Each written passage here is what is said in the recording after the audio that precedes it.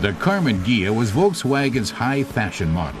In its day, though, the sports coupe came in for criticism. Many said its driving performance was no match for its racy looks. Still, after production ceased in 1974, the Karmann Ghia became an instant classic, which has only increased in value.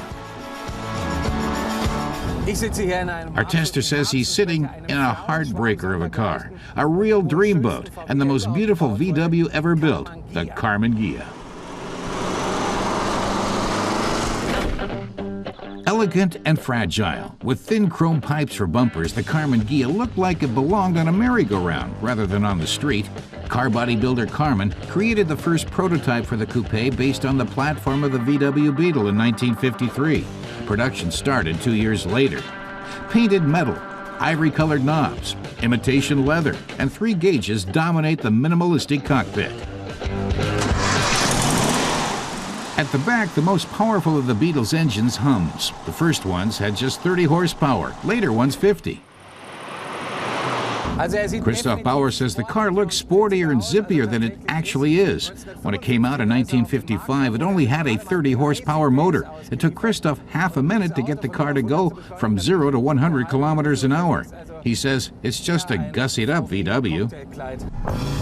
But in 1955, the Ghia was powerful enough to keep vehicles like the Go-Go-Mobile and BMW Isetta in check.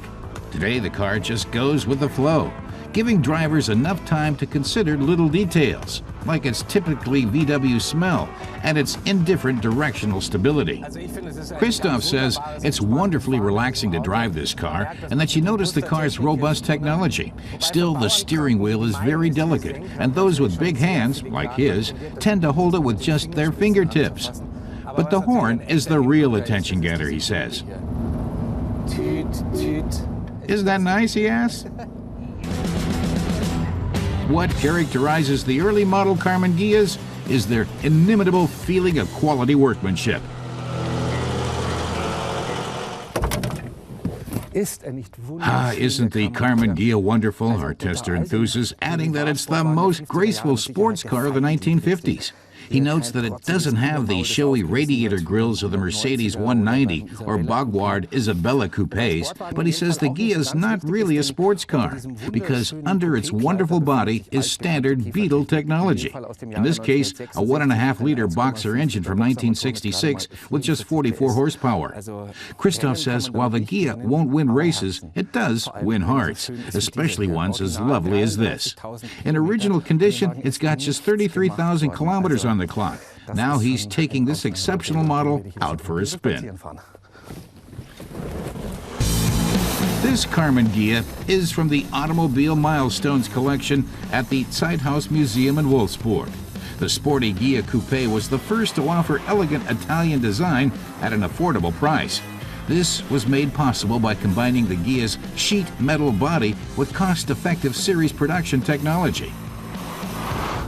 Christoph says the car was mocked as being a Porsche for rich housewives, and even an imposter.